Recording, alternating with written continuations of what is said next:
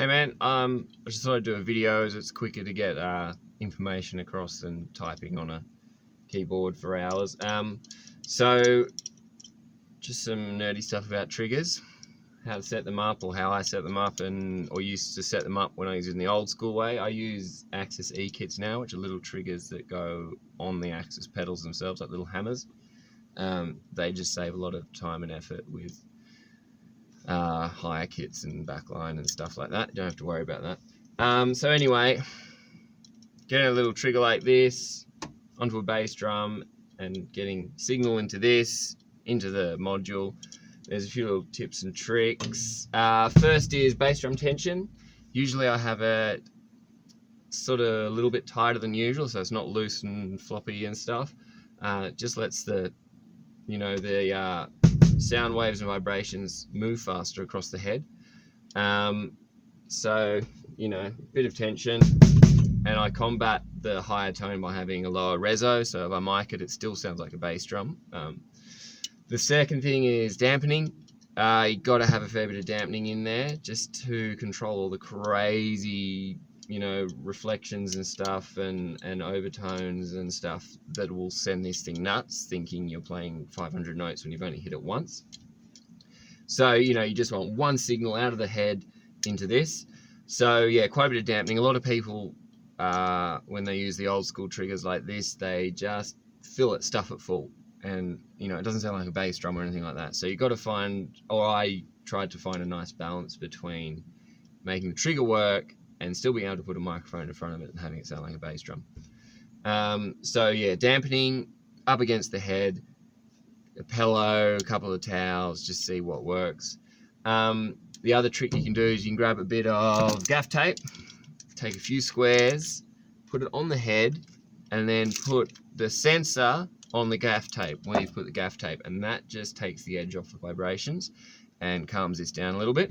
So that's a good starting point. So a bit of tension, a bit of dampening, and all gaff tape, all three, and see how you go with it.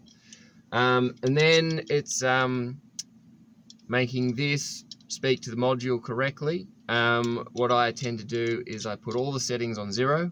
So you hit it, nothing's coming through to the module.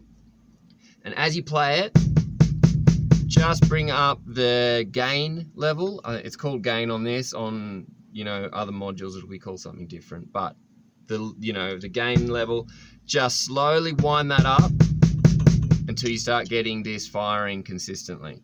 Doesn't matter if it double fires and plays around, because the next step is to grab the noise and decay settings, which cancel out other noises and vibrations and stuff like that. Turn them all the way up to full 100%, so you're not getting any signal again. So you got the gain up where it fires, and then you bring all the others up so it kills that, and then while you're playing it, slowly bring them down until it fires again. So you're sort of meeting in the middle. So you got the gain up to here, and then the decay and noise and stuff down to here, and then you find the sweet spot.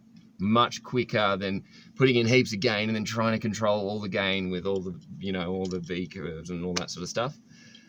Yeah, so just work from gain up and then all the other settings to control it down to meet it. And then there's V curve, which is sensitivity and stuff, so you can tap it and it'll still send a full volume signal out, which is what all the metal guys do. So you can just tap and get a full bass drum sound.